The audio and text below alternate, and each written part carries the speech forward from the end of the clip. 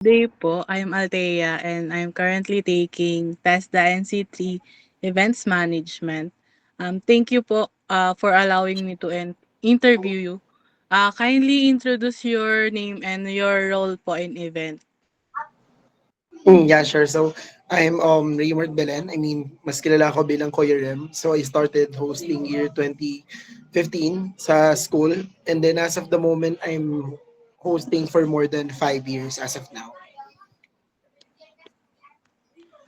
For the first question po, tell us about your experience as an event host or MC. What types of events have you hosted na po?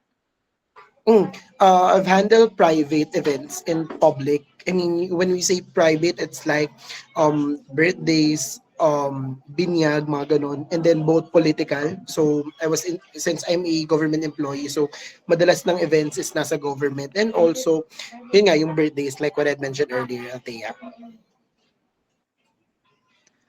For the next question po, what do you believe are the most critical skills for a successful event host or MC? You should be a good communicator, and then you should be confident. It's supposed to be calibrated. Dapat magkasama sila. Dapat from the very start of the planning ng buong event, aware ka and confident ka to deliver kung ano yung mga napag-usapan niyo. For the third question naman po, how do you prepare for an event you're hosting? Walk us through your process from initial brief to the event itself. Yung basics niya is you need to make sure that you are aligned with the motive. For example, may color ba? Meron bang kailangang detalye na malaman ahead of time?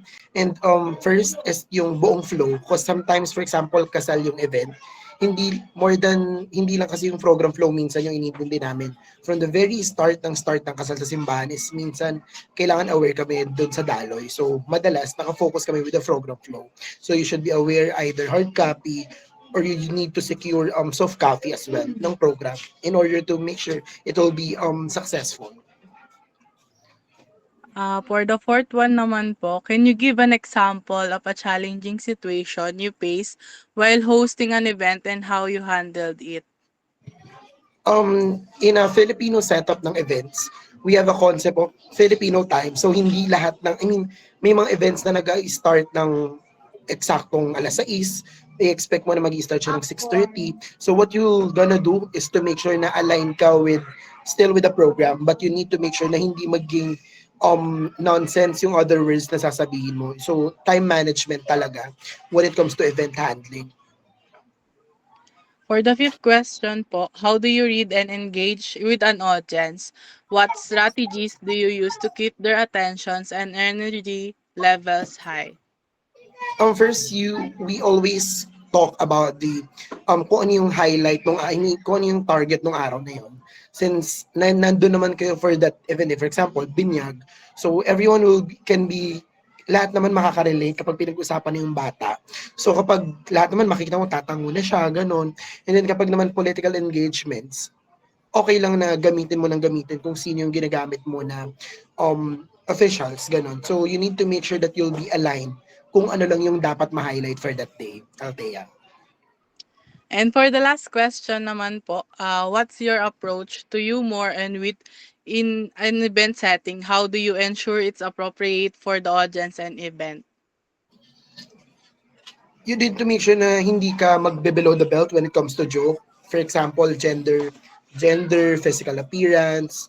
Sometimes it's okay to laugh with I mean sometimes it's okay na pag-usapan na ang tawag dito, pag-usapan yung mga ongoing na available naman na parang we all basta I always make sure na kung ano lang yung hindi magiging below the belt. You need to make sure that you still go with the borders when it comes to dropping jokes and make sure na kilala mo lang sila. I mean, kilala mo sila kung hanggang saan lang yung limitation mo. Thank you. Thank you po for ano po. Thank you, Kuya Rem.